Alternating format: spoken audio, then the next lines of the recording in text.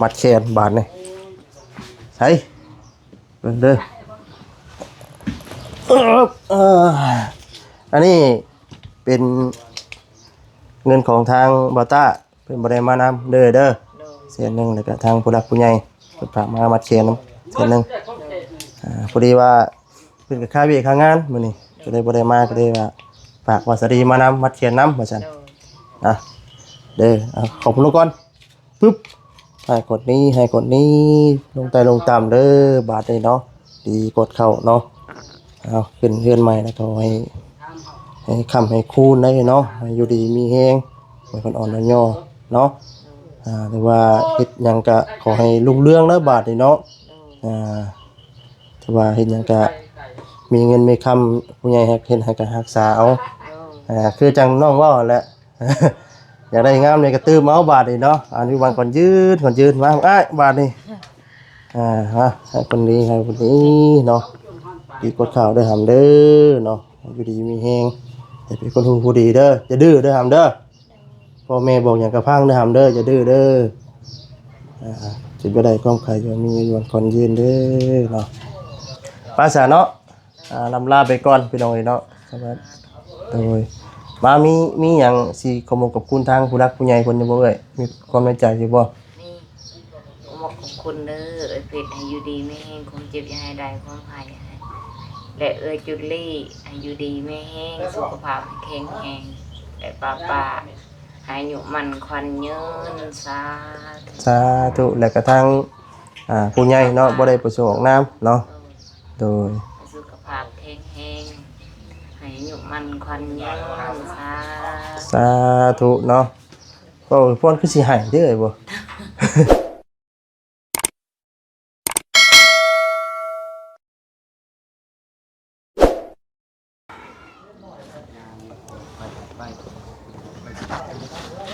กับทักทายสบายดีเด้อสบายดีและสวัสดีพ่อแม่พี่น้อง FC เบิร์ดสุขสู่คนพี่น้องเนาะวันนี้ก็ได้เดินทางมาฮอดจอดเทิงเป็นที่เรียบร้อยแล้วพี่น้องเนาะก็พอดีว่ามื้อนี้เนาะพี่น้องเนาะก็ทางบอสดีเนาะได้ขึ้นมาเนาะแสดงความยินดีหรือว่าขึ้นเฮือนใหม่เนาะถือว่ามื้อนี้ก็เป็นมื้อเลิกงามยามดีพี่น้องเนาะพอดีผู้นี้ถือพอดีวันสิ้นพี่น้องเนาะถือว่ามือจบมืองามเลยพี่น้องเนาะแต่ว่ามื้อนี้ก็ทางบสดีเนาะมาบ่ทันเนาะเพราะว่าเพิ่นขึ้นตั้งแต่ขึ้นแต่เช้าพี่น้องเพราะว่าตอนนี้เฮาก็มาฮอดก็11 โมงพี่น้องเนาะตอนนี้พอดีว่าถนนหนทางเนาะเขาก็มาแต่เช้าพุ่นแหละพี่น้องมาแต่7 โมงแต่ว่าถนนหนทางหรือว่าทางกรุงทางไกลแน่พี่น้องเนาะก็ได้มาช้าเนาะขอโทษขออภัยน้ำละลายพี่น้องเนาะเพื่อนก็เพื่อนซ่านกับทางผู้รักผู้ใหญ่เนาะเพื่อนก็ได้สมทบหรือว่าช่วยมาละลายทานพี่น้องเนาะก็ดีอกดีใจเนาะทั้งเอ้ยนวลพี่น้องเนาะเขาก็ถือว่าภารกิจเนาะ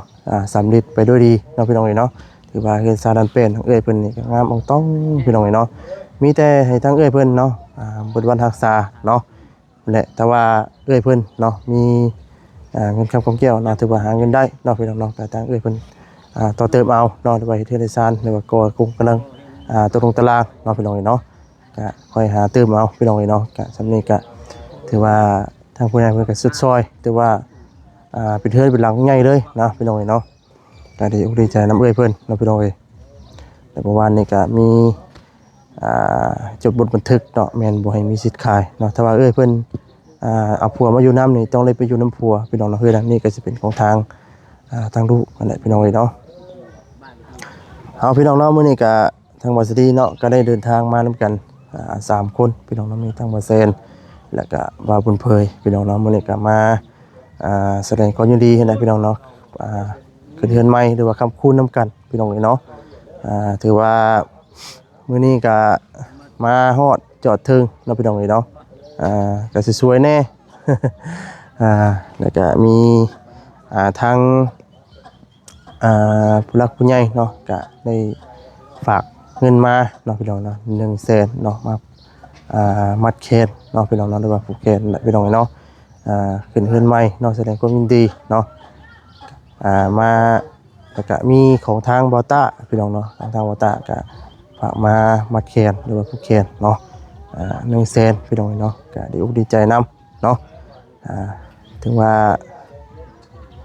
มื้อนี้เนาะก็ผู้คนเนาะก็ถือว่าน่าสิเข้ามาหลายอยู่พี่น้องเนาะเฮ็ดในคลิปต้องส่งทางบ่นุ่งเนาะพี่น้องเนาะก็ถือว่าหลายผู้หลายคนอยู่ได้พี่น้องเนาะเห็นคลิปก็มีดอก10ปลายคนหรือว่า20เลยก็ว่าได้พี่น้องเนาะประมาณนั้นพี่น้องเนาะถือว่าอบอุ่นเนาะพี่น้องเนาะอบอุ่นเอาบุญมาตุ่มมาโฮมเนาะถือว่ามาแสดงความยินดีเนาะคำคุณนำกันได้พี่น้องเนาะภาษาพี่น้องเนาะว่าหลายใหญ่ห้างเนาะว่าหลายก็ยืดยาวหลายก็ผมพี่น้อง FC เพิ่นสิรำคาญเนาะหรือว่าบ่เบิ่งคลิปให้แล้วพี่น้องเฮ็ดจังไดเนาะ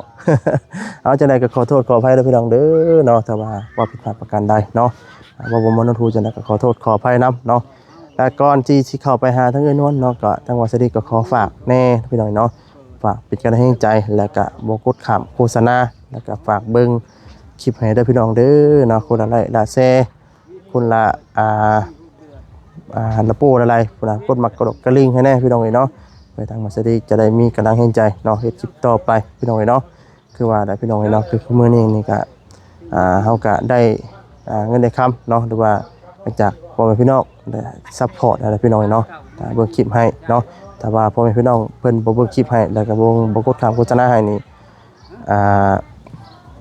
เฮาก็สิบ่มาฮอดทุกมื้อนี้พี่น้องเนาะโอ้ลมไปซะพี่น้องเนาะก่อนนี้ก็ทางวัดสิริก็สิได้ไปก่อนเนาะผู้ใดล้มแล้วพี่น้องเนาะสิเข้าไปหาทางเอ้นวลกันเลยพี่น้องเนาะไปซะพี่น้องเนาะพี่น้องเนาะก็มาฮอดจอดถึงพี่น้องเนาะตัวเปิดเกินงามก่อนบัดนี้พี่น้องเด็กๆก็มีเข้าจูดรู้จักบ่แล้ว ไปนี่ครับมาเฮียนบ่ โอ้เล่นนี้ซ้ำเนาะอ๋อเล่นนี้แล้วบ่นี่ โอ้ย่านบ่จังได๋เนาะฮ่าพี่น้องเนาะขึ้นเอิ้นมาไอ้นวลก่อนพี่น้องเอ้ย ตัดแต่ คำคูณพี่น้องเอ้ยเป็นแล้วครับ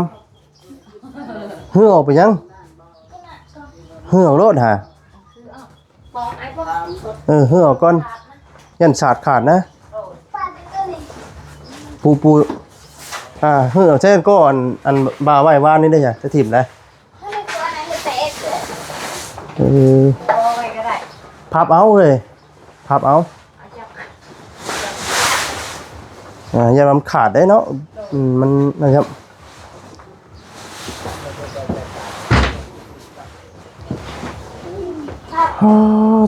พี่น้องเนาะ ให้ได้ตอนแปด แปลกนะพับไปเลยพับทั้งนั่นเลยพับเข่าทั้งหน้าเข่าจงบ่เปื้อน ขาด เอาลายมันเข่าครับ ดึงไป ปิ้นล่ะปิ้นเป็นไหม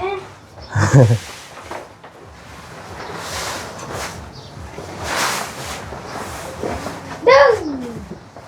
เป็นอะไรแต่ผู้อ้ายลูกกกนี่แหละเนาะพอได้ส่วนได้สู้พอได้เฮ็ดเวียกไง ดึงลูกแข่งใช่ไหม พับเอาก้อนเพราะว่ายามขาดได้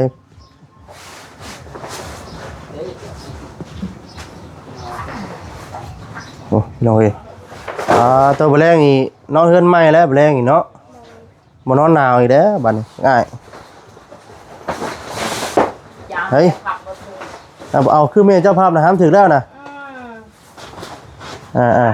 พับทุกเครื่องเอา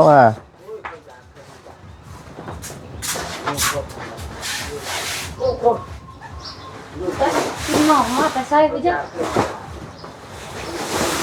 พับเลยว่าเอาไปช่องพับมามันจะบ่เปื้อนทั้งนั้นทั้งในนะ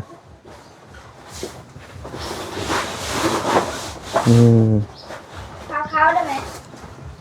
เจ้าก็ดึงมาหากันครับดึงมาหาส่วนนี้ดึงมาหาส่วนทั้งแม่เจ้านี่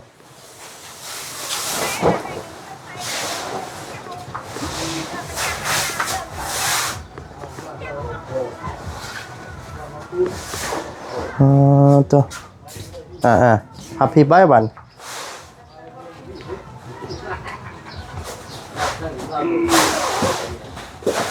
อืม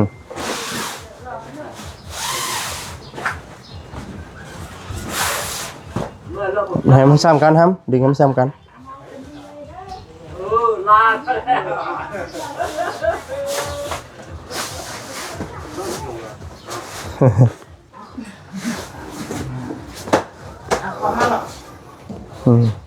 พับทั้งเอ้ยเข่าก็ได้ ถ้าจะเอา พับทั้งเอ้ยเข่า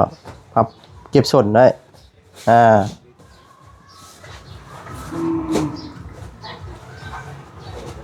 พับ เดี๋ยวเพิ่นสิได้อันนี้จะมาก้อนเท่าไหร่ แม่นได้แพงได้ แพงไปเด้อเฒ่ามีปัญญา เก็บมีแต่ว่าเก็บรักษาไว้แหล้วสิ่งที่ทางผู้รักผู้ใหญ่ผู้ช่วยก็รักษาไว้บัดนั่นเลยโอ้คักบ่ยังบัดเอาไว้ในห้องทำบัดเพราะว่าประตูยังใหม่เด้มาแล้วจังประตูมันนั่นจังมาปูใหม่โอ้นอนน่ะบ่นี่พี่น้องเนาะโอ้หักแล้วบัดนี่พี่น้องเนาะตอนนี้ห้องนวลบ่เบิ่งนี่น่ะตอนนี้ห้องแม่ตอนนี้ห้องลูก ในห้องลูก ลูกนอน3คนบ่พี่นอนสินอนกับผู้น้อยเนาะหักแล้วพี่น้องเอ้ยดีใจนำเนาะสบายดีเอ้ยโอ้สบายดีนี่ก็มานำกัน3คนพี่น้องมื้อนี้ก็ได้เผื่อมีคนมาหลายบ่เอ่ยมื้อนี้10ปลายคนเพิ่นมาแล้วหากันแล้วนี่บ่ โดย หากันแล้วนี่เพิ่นขึ้นเริ่มขึ้นจักโมง 7 โมง 7 โมง 7 โมงเช้าอ๋อ เพิ่นมาให้ทั้ง10 โมง เพิ่นมาถึง10 โมง พอแต่8 โมงกู อ๋อเป็นแรกกับข้าวอาหารพอกินกันอยู่บ่ พอ กับข้าวกับน้ำ พอดี พอดีเลย ซื้อไก่นำนี่4ตัว ไก่ขอนบ่อืม แพง4ตัวก็2เซน โดย 2เซนปาน นางคอนำเอ้ยน้องคอนำผู้บ้านนี่ เป็นกันมาแสดงความยินดีน้ำเนาะเดี๋ยวก็มาซอยกันพี่น้องเลยหักแล้วบัดนี้มีแต่ว่าต่างผู้รักผู้ใหญ่ก็จะซอยจนได้ทั่วบัดนี้เนาะ โดย มาแรงนี่ฟันเอาคักเด้อหามเด้อต้องฟันเอาตัวนี้แล้วบัดพอได้เติมมาบัดนี้ทุกท่าว่าง่ายใหญ่พุ่นแล้วบัดนี้เนาะเฮ็ดเวียกเฮ็ดงานหรือว่าเฮ็ดเก่งๆพี่เจ้าเป็นหน้าอะไรครับผู้มาเฮ็ดต่อเติมมาวันนี่อย่าได้เพิ่มให้มันกว้างใหญ่ขึ้นก็ต่อเติมมาวันนี่ น้อยคือ วัดใหญ่พุ่นแล้วเนาะ เป็น บัด คือแม่ใครได้ ไปใส่เขียนได้อ่านออกใครหรอวะเดี๋ยวจักเอาตัวก่อ เอ้ยจบมพอดปอได้เอ้ย ค่อยหา โดย จบปห้า จบปห้าอ้ายได้ฮะบ่ได้เรียนเลย เลย บ่อยากเข้าบ่ฮะบ่อยากเข้าเรียนบ่ หาปห้าคนไปจักแต่ภาษาอังกฤษฮะแหละ ภาษาลาวภาษาไทยได้เบิดบ่ ได้หมด ภาษาไทยกับภาษาลาวได้เบิด เรา ภาษาจีนเด้ ถ้าจีนมันจัก อ้าวคือว่าได้ภาษาอังกฤษบ่ซั่นภาษาจีนว่าบ่ได้ โดย จบปห้าแล้วก็ว่าสิเรียนมหนึ่งแล้วบ่มีรถทันย่างติ โดย ย่างไปเรียนอยู่ตะแล้วพุก ย่าง เรียนก็ ย่างไปเรียน โดย เอาชุมื้ออันตัวเรียนตัวนี้นี่ต่างหากบ่คนอาเฮ็ดบ่ ปห้าเรียนจบปห้า ตะกี้ชุดสมัยเรียนไปเรียนย่างตะแลพุ่น โดย แต่บ่ทันได้มีว่าตะกี้น่ะ ย่าง หาก็เฮ็ด โดย อ๋อ ตอนนี้มีเลยเด้บ้านเนื้อ บัดนี้มีแล้วบัดนี้ มหนึ่งมห้ามหก ใช่เหรอบ่ได้ไปไกลบัดนี้เนาะ โดย เออ ตะกี้ย่างเอา อยู่ตะกี้ย่างเอาเลย โดย พี่น้องเนาะมื้อนี้ก็มาคำคูณนำพี่น้องเนาะนำเอ้ยนวลเจอผู้คนก็มา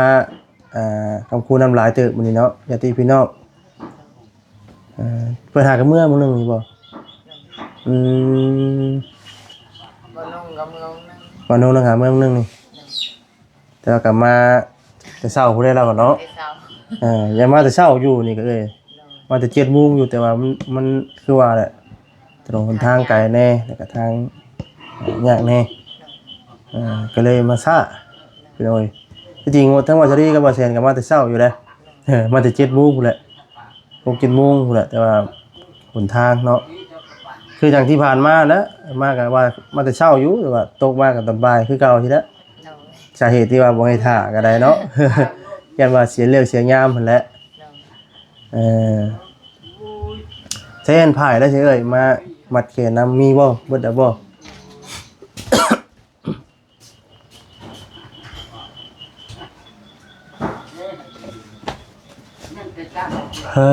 เจ้าพี่น้องเอ้ย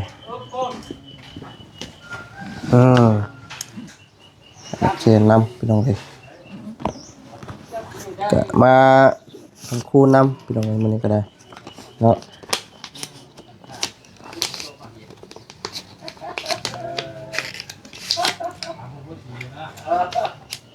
ทางในบ้านเพิ่นก็มาบ่เอ้ยมาให้ผู้เห็ดเถื่อนนี่ก็มา มาบ่ทุกคนเนาะ ไม่ใช่คนวันหนึ่งเอาไปเลย ก็เห็นเรามา ว้าว โทร นะ แล้วโทรหากัน บ่ได้ฮอดเพิ่นบ่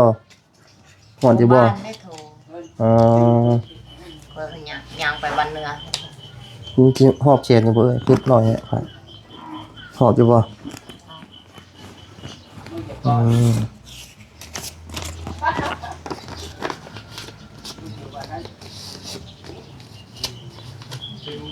พี่โน่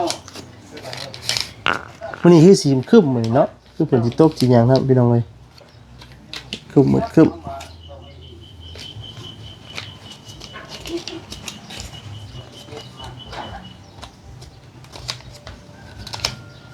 มันมีปลาใหม่ พี่น้องเอ้ย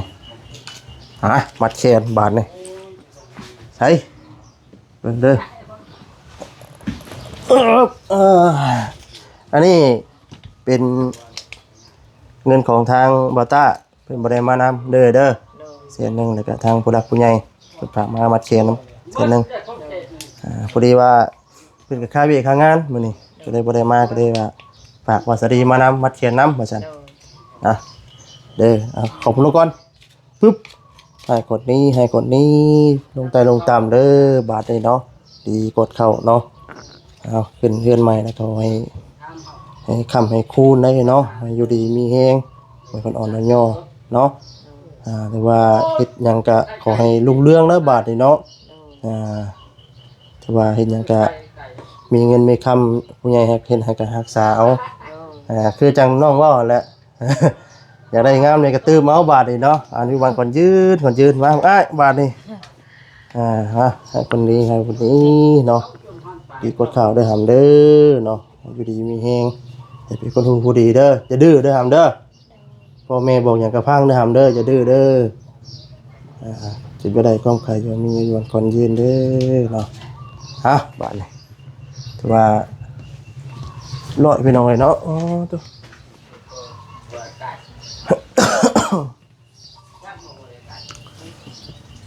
แบบผู้คนกับเขามาลายมื้อนี้เนาะแถววันนอกเขากันใส่คนละหาคนละสิบ่ได้พูดคือแถวเมือง มีไผคันใดเขามาหามื้อนี้ในเมือง บ่มี บ่มีบ่ ผมไม่เกียงก้องประเด็นมา เป็นได้เอ้ยความรู้สึกหลังจากเกิดชาลันแปดเสร็จทีมร้อยแล้วได้ขึ้นได้อยู่ได้เศร้า ดีใจได้ล่ะ ดีใจหลาย โดย บ่เคยคิดบ่เคยฝันเนาะว่าสิได้มีเฮือนมีศาลด้านเป็นของเจ้าของพี่น้องนี่เนาะตอนแรกก็โอ้เนาะกระต๊อบของห้างเนาะบ่เคยคิดว่ามีไผสิมาช่วยพี่น้องเอ้ย โดยจังเมื่อใดแล้วเขาสิไล่หนีก็ตก อุกอั้งอยู่นั่นเลยเนาะ ถ้าว่าคนเดียวแค่นี้ไปหาเฮ็ดงานการ คำว่าสิไปเฮ็ดเวียกบัดลูกบัดติดอันต้อนอยู่บัดนี้เนาะบ่มีคนเบิ่งซอยบัดนี้นี่แหละพี่น้องเพราะว่ามีแต่ผู้ใหญ่นี่แหละเพิ่นเบิ่งได้เนาะมีแต่ว่าบัดนี้ก็ างเทื่อพวกน้องก็สิบ่ได้เข้ามาแล้วบัดนี้ โดย เพราะว่าทุกสิ่งทุกอย่างก็เข้ามากัน ได้น้องก็ให้อยู่ดีมีแห้ง โดย สุขภาพแข็งแรงตลอดไป โดยบางเทื่อก็ได้มาโดนๆก็สิบ่ได้มาเรื่อยแบบนี้นะ โดย ก็โดนๆสิที่มาเทื่อนึงเสียนะเอ้ย โดย ก็มาเยี่ยมมายามทำไทยนิดหน่อยนั่นแหละเพราะว่ามาอัปเดตบางเทื่อในเฮือนในซ่านนี่แหละเนาะเพราะว่าเฮาก็สำเร็จเบิดแล้วเนาะ มีแต่ว่าประเทศเพิ่นมื้อได้ใช่เอ้ยบัดนี้มื้ออื่นนะบ่ เอาขี้ดินเขา มื้อนี่สิเอาปั๊มนาดินบ่ โดย อืม เอา